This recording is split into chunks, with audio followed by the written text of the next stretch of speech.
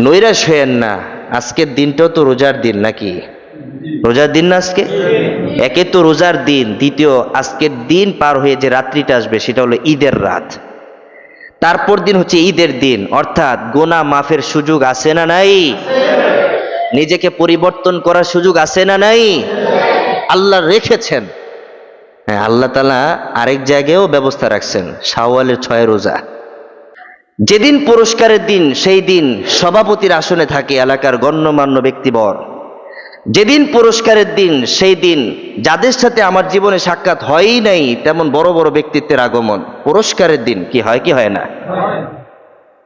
সারা বছর যাদের কাছে আমি যেতে পারি না, টাকা দিয়েও আনা যায় না, মোলাকাত করতে যাব ভয় লাগে কি না কি বলে ফেলে, সেই দিন ওই লোকদের আগমন যে লোক আমি কখনো বছরও দেখা পাই না, যাওয়ার সুযোগ হয় না, কিন্তু পুরস্কারের দিন ওই লোকগুলো এসে আমার হাতে সারপ্রাইজ তুলে দেয়, আমার হাতে ট্রফি তুলে দেয়, পুরস্কার অ্যামাউন্ট তুলে দেয়, চেক তুলে দেয়। আনন্দটা কি আগের মতো না একটু বেড়ে যায়? কতটা বেড়ে যায়? অনেক বেড়ে যায়। আল্লাহ দ্বিতীয় পুরস্কারের ঘোষণা করেছেন মুমিনের জন্য, রোজাদারদের জন্য। প্রথম পুরস্কার তো ইফতারের সময় গুনাহ মাফ আর ঈদের আনন্দ, রোজার আনন্দ। দ্বিতীয় নাম্বার যে পুরস্কারের কথা আল্লাহ ঘোষণা করেছেন, সরাসরি আল্লাহ তাআলার সাথে মোলাকাত। সরাসরি আল্লাহ তাআলার সাথে মোলাকাত, সরাসরি, মাঝখানে কোনো গ্যাপ থাকবে না, কোনো গ্যাপ থাকবে না। আল্লাহ নিজ হাতে পুরস্কার প্রদান করবেন। আচ্ছা, আল্লাহ নিজ হাতে পুরস্কার প্রদান করবেন, কিছু তো কিছু না দিবেন। আল্লাহ বলছে আমি তাদেরকে কিছুই দিব না, আমি তাদের জন্য হয়ে যাব। আল্লাহ কিছু দিবেন না, আল্লাহ বলছে আমি তাদের জন্য পুরস্কার হয়ে যাব। আমার আল্লাহ যদি আমার জন্য হয়ে যায়, পৃথিবীর আর কি দরকার আপনার? জান্নাত দরকার, আলাদা করে জান্নাত দরকার? আল্লাহ যদি বলে বান্দারে তুই আমার পাশে থাক, তুই আমার এখানে বসে থাক, আমি তোকে দেখবো তুই আমাকে দেখবি, ওই বান্দা জান্নাতের কথা কি মনে করবে? আল্লাহকে দেখেই তো সে বেহুশ হয়ে যাবে, পাগল হয়ে যাবে। পুরস্কারটা কত বড় ভাই, কত বড়!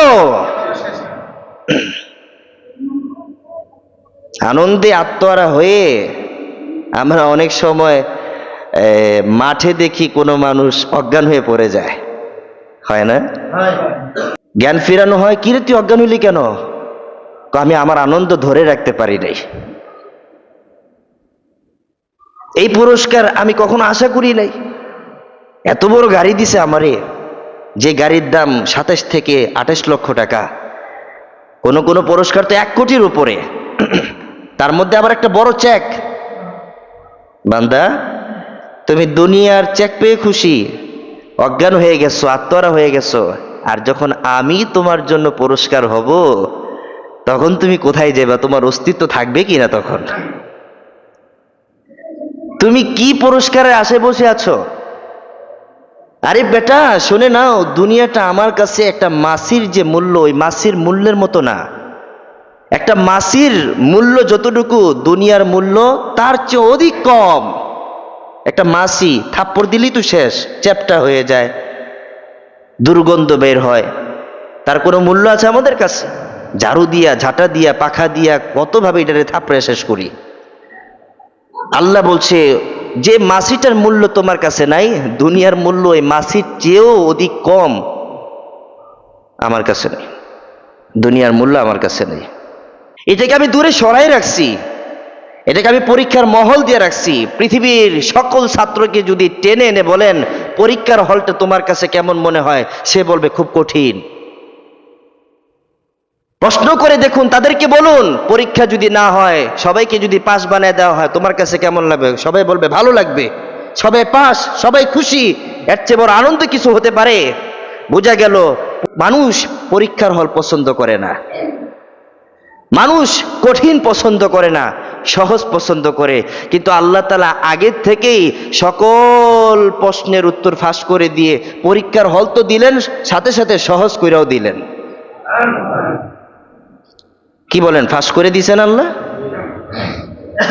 কি করতে হবে? পরীক্ষার প্রশ্ন যদি থাকে, এই বান্দা তোমাকে তো আখেরাত কামাইতে হবে, বলো আখেরাত কামানোর জন্য কি কি করতে হবে, কি কি করতে হবে, কি কি নাই আমার সামনে, এখন আমি কি কি করব? সহজ না কঠিন? কঠিন, সহজ না। কি কি করতে হবে, কি কি যদি না থাকে কি উত্তর দিবেন? আল্লাহ বলছে কি কি করতে হবে আমি লিখে দিয়েছি। নামাজ উত্তর দিয়ে দিছেন আল্লাহ, রোজা উত্তর দিয়ে দিছেন আল্লাহ, যাকাত উত্তর দিয়ে দিছেন আল্লাহ, উত্তর দিয়ে তারপরে আমাদেরকে পরীক্ষার হলে পাঠাইছেন। এর চেয়ে সহজ ব্যবস্থা পৃথিবীর আর কোন শিক্ষক দিবে? এর চেয়ে সহজ ব্যবস্থা পৃথিবীর আর কোন পার্লামেন্ট আমাদের জন্য তৈরি করবে? আল্লাহ আমাদের জন্য সহজ করে দিয়েছেন। এমন সহজ বিষয় পাওয়ার পরও, সহজ রাস্তা পাওয়ার পরও যদি আমরা আখেরাত না পাই, আমরা যদি পরকালে মুক্তি না পাই, জিবরাইল আমিন আলাইহিস সালাতু ওয়াস সালামকে দিয়ে আল্লাহ তাআলা বলেন, হে জিবরাইল ওদের জন্য বদদুয়া করো, এরা যেন ধ্বংস হয়ে যায়।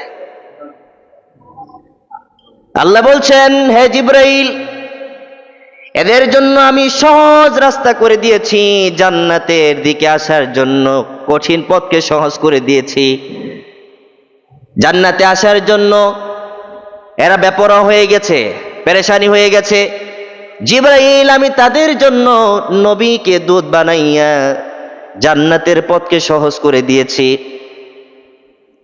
তাদের জন্য নামাজ দিয়েছি, রোজা দিয়েছি, হজ দিয়েছি, যাকাত দিয়েছি, দান সদকা দিয়েছি, পিতা মাতার খেদমত দিয়েছি, পিতা মাতার দিকে নেক নজরে তাকাইলে সওয়াবের ঘোষণাও করে দিয়েছি। এত সহজ করার পরও যেই বান্দারা আমি রবের দিকে আসতে পারে নাই, জান্নাতের পথে আসতে পারে নাই, জান্নাতের পথে দৌড়ে না আসুক, হেঁটে হেঁটেও যে সে আসতে পারলো না, জিবরাইল বদদুয়া নিয়ে যাও, দোয়া করো যারা রমজান মাস পেয়েও নিজেকে ক্ষমা করাইতে পারলো না, তাদের জন্য ধ্বংস, তারা হচ্ছে কপাল পোড়া। জিবরাইল আমিন তো শুধু বদদুয়া করে ক্ষান্ত হয় নাই, শেষ নবীকেও বললেন, নবী আপনি নিজেও বলেন আমিন। বদদুয়া যে করছি আমিন বলা লাগবো না? জিবরাইল আমিন বদদুয়া করছেন, এনাফ? আমিন বলার দরকার আছে? জিবরিল আমিন বদদুয়া করছেন, তাও আবার কার ইশারায়, কার হুকুমে? এই কথাটা কে বইলা দিছেন? আল্লাহ বইলা দিছেন। জিবরিল আমিন বদদুয়া করছে, আমিন বলার আলাদা করে কোনো ব্যক্তির প্রয়োজন আছে? কিন্তু নবী মুহাম্মদ সাল্লাল্লাহু আলাইহি সাল্লামকে দিয়ে আমিন বলাইছেন। আপনি আমিন বলেন, ওদের জন্য কাল, ওদের জন্য ভীতি, ওদের জন্য দুঃখ, ওরা কপাল পোড়া, ওদের জন্য ধ্বংস যারা রমজান মাস পেয়েও ক্ষমা করাইতে পারে নাই, রমজান মাস পেয়েও জীবনটাকে সাজাইতে পারে নাই। আমি আর কত সহজ করে দিলে তারা নিজেদেরকে জান্নাতের দিকে নিয়ে আসবে। লিসাইমি ফারহাতান, পুরস্কারটা বেরোজগারদের জন্য নয়, সত্যি কথা বলছি, পুরস্কারটা বেরোজগারদের জন্য নয়, পুরস্কারটা রোজাদারদের জন্য। হ্যাঁ, রোজা রাখতে গিয়ে ভুল ত্রুটি তো হতেই পারে, আমরা সব কাজ করি, কাজের মধ্যে ভুল ত্রুটি দেখাই দেয়। ভুল ত্রুটিগুলো, অপরাধগুলো আল্লাহ তাআলা ক্ষমা করে দেন যদি আমাদের নিয়তটা খালেস থাকে। শুরুর নিয়ত যদি গলত থাকে, শেষের নিয়ত যদি গলত থাকে, নিয়ত গলত থাকার কারণে, গলত মানে ভুল, ভুল থাকার কারণে আমার গোটা জিন্দিগিটাই ভুল হয়ে যায়। আর যদি নিয়তটা আমার পিওর থাকে, আমি কাজ কম করি কিংবা বেশি করি আল্লাহর কাছে এটা যায় আসে না। আল্লাহ বলছে, বান্দার নিয়তটা তো আমি পাক্কা পাইছি, বান্দার নিয়তটা তো আমি পিওর পাইছি, ব্যাস এটাই তার জন্য নাজাতের জন্য যথেষ্ট। কি আমল করছি আমরা রমজান মাসে, কত আমল করে ফেলছি, তেমন কোন আমল করতে পারি নাই, কত আমল করছি আমি। আরে ভাই, আমল হবে ওই রকম যে আমলের হিসাব খাতাই উঠতে পারে না, যে আমলের হিসাব খাতা শেষ হয়ে যাবে কিন্তু আমল লেখা শেষ হবে না, আমল হতে হবে ওই রকম আমল। ব্যবসায়ী ব্যবসার মধ্যে ডুব দিছে, কত ইনকাম করছে, এটা ক্যালকুলেশন করে গণনা করা যাবে না, অনেক টাকা কামাই ফেলছে। ব্যক্তির আমলটা ওই রকমই হবে, খাতা শেষ হয়ে যাবে, কলমের কালি ফুরিয়ে যাবে, ক্যালকুলেশন দিয়ে কোনো কিছু গণনা করা যাবে না, ব্যক্তির আমল ওই রকম হতে হবে। কিন্তু আমাদের আমলটা হচ্ছে ওই রকম, খাতার এক পৃষ্ঠা ঠিক মতো ভরে না, এক পৃষ্ঠা, এক লাইনের ভিতরে আমল থেমে যায়, এক লাইনের ভিতর আমল থেমে যায়। আর নবীদের আমল ছিল এরকম, একদিনের আমল মনে হয় একজন ব্যক্তির 1000 বছর আমলের সমান। নবীদের আমল, সাহাবীদের আমল, এক একজনের আমল মনে হচ্ছে এক একজন মুমিনের 1000 বছরের আমলের সমান। কি পরিমাণ তার আমলের মধ্যে ডুবে থাকতেন। রমজান মাস পেলে পরিবার কিসের, সন্তান কিসের, বাড়িঘর কিসের, ব্যবসা বাণিজ্য কিসের, মসজিদে নববী তাদের প্রধান ঘাঁটি ছিল, মসজিদে কুবা তাদের প্রধান আশ্রয়স্থল ছিল। সুতরাং আমরা তো সেই নবীর উম্মত, সাহাবীরা সেই নবীর উম্মতই, তাদের মধ্যে আমাদের কোনো পার্থক্য নাই। পার্থক্যটা হয়ে গেছে পদ পদবী ও আমলের দিক থেকে। এখন আমরা যদি সাহাবীদের সাথে জান্নাত পেতে চাই, আমরা যদি নবীর সাথে জান্নাতে যেতে চাই, তাহলে আমাদের আমলগুলো কোন পর্যায়ের হতে হবে বলেন না আমাকে। আমরা দোয়া করি, হে আল্লাহ আমার জান্নাতটা যেন নবীর সাথে হয়, করি না আমরা দোয়া? কেন এ দোয়া করেন? এই দোয়া করার পিছনে কারণ কি? এই দোয়া তো সেই ব্যক্তি করবে যে ব্যক্তি সাহাবীদের মতো আমল করছেন। এই দোয়া তো সেই ব্যক্তি করার উচিত যে ব্যক্তি পুরাটা দিন আমলের মধ্যে লেগে থাকে। এই দোয়াটা তো সেই ব্যক্তির জন্য করা উচিত যে ব্যক্তি চিন্তা, মননে, গবেষণায়, উপলব্ধিতে, অনুভবে আল্লাহকে স্মরণ রাখে। এটা তো ওই ব্যক্তির জন্য দোয়া। তা আমি কেন দোয়া করি? আল্লাহ বলছে ওই বান্দা কেন দোয়া করে জানো? ওই বান্দা অন্য কোনো আমল করার সুযোগ পায় নাই, দোয়া দিয়ে জান্নাত পেতে চায়। আল্লাহ বলছে ওই দোয়াটাই তার জন্য নবীর সাথে জান্নাতে একসাথে থাকার ব্যবস্থা করে দিবে। দোয়াটাও আমি করি নাই রে ভাই, রোজার মাসে দোয়াই করি নাই নিজের জন্য যে নাজাত চাইবো। হাদিসের ভিতর আসছে, সহিহ হাদিস, যে তুমি রমজান মাসে 4টা জিনিস বেশি বেশি করবে, কালিমা তৈয়বা পাঠ করবে, ইস্তেগফার পাঠ করবে, আর যেই 2টা জিনিস তোমার দরকার, ওই 2টা জিনিস যদি তুমি না করো তাহলে তুমি বিফল। সেটা কি? আল্লাহ তাআলার কাছে নাজাত কামনা করো। নাম্বার 2, জাহান্নাম থেকে পানা চাও।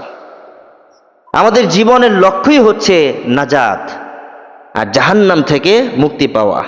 এই দোয়াটাও আমরা করি নাই। এই দোয়া যে করতে হবে এই কনসেপ্টটা আমার মাথায় আসে নাই। তাহলে বলেন আমার ভাইয়েরা, বলেন মুমিনরা, আর কিভাবে আল্লাহ তাআলা আপনার জন্য সহজ করে দিবে? আর কোন সহজতর পথ চান? পৃথিবীর কোন এডুকেশন আছে, পৃথিবীর কোন শিক্ষা আছে আমার জন্য সহজ ছিল? 5 বছরে একটা বাচ্চাকে যদি আপনি 1-এ ভর্তি করে দেন, সে কি নিজে নিজে পড়তে পারবে? তার জন্য একটা গাইডলাইন দরকার, একটা গাইডলাইন দরকার। হাতে করে শিখিয়ে দেওয়ার জন্য তার বাবা দরকার, তার মা দরকার। আল্লাহ তাআলা তো আমাদেরকে হাতে ধরে শিখাই দিছেন। শুধু শিখাই দেয় নাই, শিখিয়ে দেওয়ার আগে আল্লাহ তাআলা আমাদেরকে জ্ঞান দান করছেন। বান্দা যেন এই কথা বলতে না পারে আমি ইবাদতটা করব কিন্তু আমার জ্ঞান নাই, আমি কিভাবে করব। আল্লাহ তাআলা এই দিনের পথে আসার জন্য যুগ যুগ ধরে প্রত্যেকটা গোত্রের জন্য, বর্ণের জন্য, জাতির জন্য এক একজন করে পয়গম্বর পাঠাইছেন। কোন জাতির জন্য আল্লাহ তাআলা 100-এরও অধিক পয়গম্বর পাঠাইছেন। বনি ইসরাইল জাতিতে অনেক নবী রাসূল পার হয়ে গেছে একটা জাতির পিছনে। তো নাজাতের পথ আর কিভাবে দিলে আমি আপনি গ্রহণ করব, আমি আপনি সেটাকে সাদরে গ্রহণ করব। এই জন্য ভাইদের কাছে আমার আকুল আবেদন থাকবে,